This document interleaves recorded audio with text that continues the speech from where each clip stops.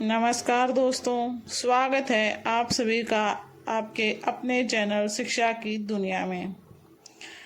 अगर आप इग्नू के स्टूडेंट हैं तो आज की यह वीडियो आपके लिए बहुत यूज़फुल होने वाली है।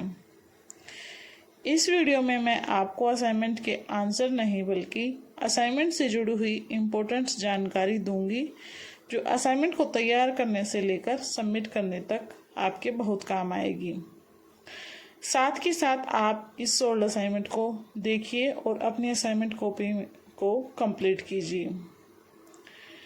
वीडियो को पूरा ज़रूर देखिए क्योंकि आज हम जानने वाले हैं जैसे कि असाइनमेंट क्वेश्चन पेपर कहाँ से डाउनलोड करना है, सही असाइनमेंट कैसे पहचानना है और असाइनमेंट का फ्रंट पेज कैसे तैयार करना है, असाइनमेंट लिखते समय किन किन बातों का ध्यान रखना है और असाइनमेंट सबमिट करने से पहले कौन कौन सी चीज़ें चेक करनी हैं।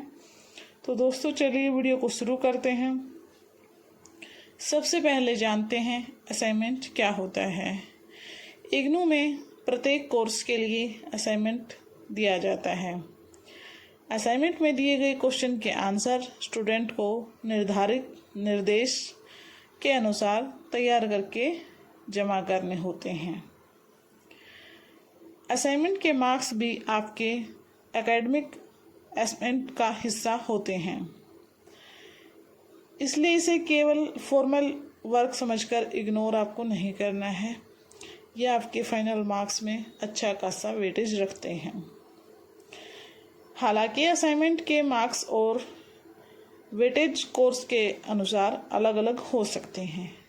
सभी कोर्स कोड के अलग अलग हो सकते हैं, किसी किसी कोर्स कोड का अलग अलग होता है वेटेज असाइनमेंट के मार्क्स का। इसलिए अपने करंट असाइनमेंट और प्रोग्राम की इंस्ट्रक्शंस जरूर चेक करें। अब आगे बात करते हैं कि असाइनमेंट क्वेश्चन पेपर आपको डाउनलोड कैसे करना है।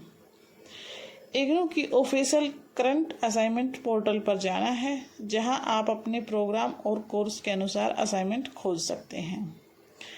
सबसे ज़रूरी बात यह है कि असाइनमेंट किसी रैंडम वेबसाइट या पुराने पीडीएफ से डाउनलोड करने की बजाय इग्नू की ऑफिशियल वेबसाइट से ही डाउनलोड करें ताकि आप तक सही जानकारी पहुंच सके।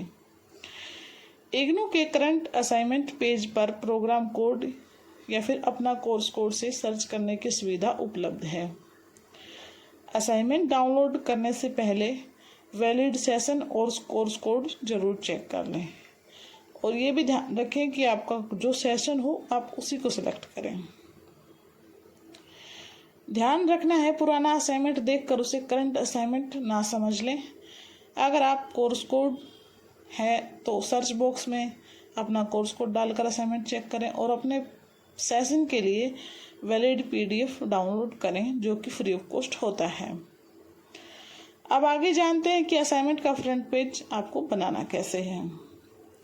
असाइनमेंट का फ्रंट पेज बहुत इम्पोर्टेंट होता है। फ्रंट पेज पर सामान्य रूप से आपको बेसिक डिटेल्स लिखनी होती हैं जैसे कि आपका नाम, enrolment number, programme code, course title, study centre, regional centre, assignment number, आपकी जीमेल आईडी, मोबाइल नंबर और डेट आदि। ये सभी ज़रूरी चीज़ें आपको फ्रंट पेज पर मेंशन करनी होती हैं।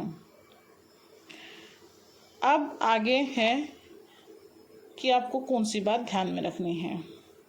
इम्पोर्टेंट बात यह है, हर इग्नू प्रोग्राम में फ्रंट पेज एग्जैक्ट फॉर्मेट एक जैसा नहीं हो सकता है।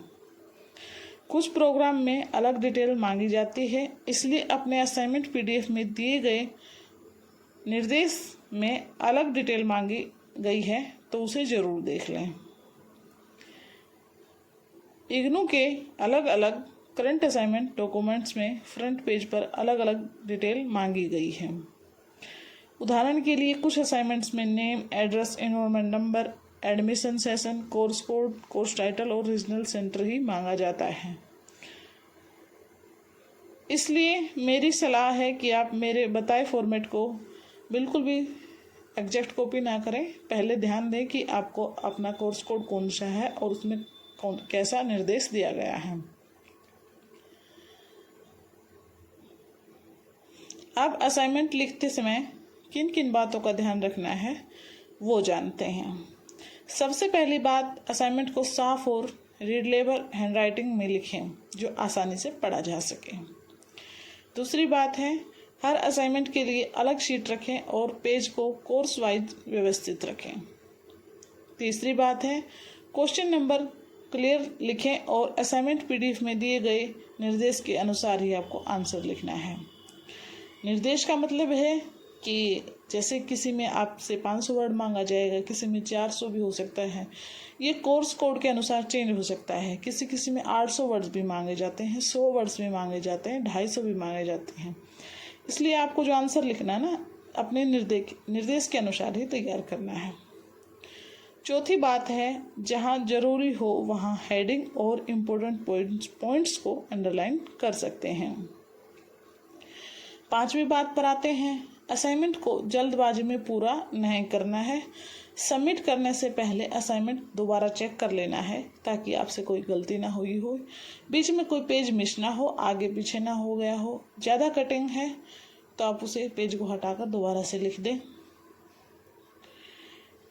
हाँ, जब आप असाइनमेंट लिखें तो आपको ब्लैक और ब्लू पेन का इस्तेमाल करना है और A4 साइज शीट का इस्तेमाल करना है। इसके लिए हम आगे बात करेंगे। इग्नू की गाइडलाइन में A4 paper, margin, question number और नीट प्रेजेंटेशन जैसी बातों का उल्लेख मिलता है, लेकिन पेपर साइज और एग्जैक्ट फॉर्मेटिंग प्रोग्राम की निर्देश के अनुसार अलग हो सकती है। इसलिए हमेशा अपने असाइनमेंट पीडीएफ को सेव करें और उसमें जो निर्देश दिया गया है उसी को फॉलो करें। एक और बहुत ज़रूरी बात, असाइनमेंट अपनी हैंडराइटिंग में अपने शब्दों में लिखना चाहिए। जहां आपको प्रोग्राम की निर्देश हैंडराइटिंग सबमिशन मांगी जाती है, यहाँ से आंसर आप जरूर देख सकते हैं, लेकिन उसे थोड़ा मॉडिफाई करके लिखें। अपने शब्दों में लिखने की कोशिश करें, इससे आपके अच्छे मार्क्स आएंगे। किसी दूसरे स्टूडेंट का असाइनमेंट बिल्कुल भी कॉपी नहीं करना है। इग्नू के कई करंट असाइनमेंट गाइडलाइंस में कॉपी को लेकर स्पष्ट निर्देश दिए गए हैं। अब बात करते हैं असाइनमेंट सबमिट करने की। असाइनमेंट तैयार होने के बाद उसे कहाँ सबमिट करना है, यह आपके प्रोग्राम और रीजनल सेंटर की करंट इंस्ट्रक्शंस पर डिपेंड कर सकता है। कहीं फिजिकल सबमिशन की व्यवस्था होती है और कुछ रीजनल सेंटर में ऑनलाइन सबमिशन के लिए लिंक दिया जाता है। इसलिए आपके स्टडी सेंटर की गाइडलाइन जरूर देख लें। सिर्फ पुराने यूट्यूब वीडियो को जानकारी पर डिपेंड आपको नहीं रहना है। किसी भी पुराने वीडियो की जानकारी आप अगर रखते हैं तो एक बार नई वीडियो देख लें या फिर अपने जो स्टडी सेंटर हैं वहाँ पर पता कर लें। अपने रीजनल सेंटर की लेटेस्ट नोटिस आपको ज़रूर चेक करनी है, चाहे वो किसी भी बारे में हो। अगर ऑनलाइन सबमिशन की सुविधा दी गई है तो पीडीएफ बनाते समय रीजनल सेंटर की निर्देश को ध्यान में रखना है और उसको फॉलो करना है। कुछ रीजनल सेंटर निर्देश में कोर्स वाइज सिंगल पीडीएफ और फर्स्ट पेज पर स्टूडेंट डिटेल्स जैसी रिक्वायरमेंट्स दी गई है। मेरी तरफ से आपके लिए कुछ बहुत ज़रूरी सुझाव है दोस्तों। असाइनमेंट सबमिट करने के बाद उसका प्रूफ ज़रूर आपके पास रखें।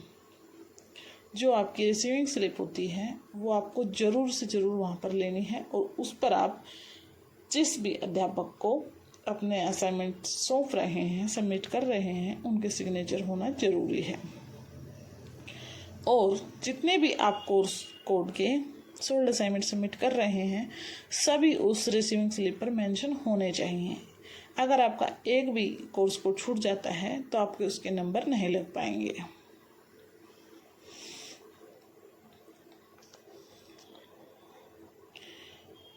अगर आप ऑनलाइन सबमिट करते हैं तो उसका भी स्क्रीनशॉट रखिए, ईमेल वगैरह रखिए।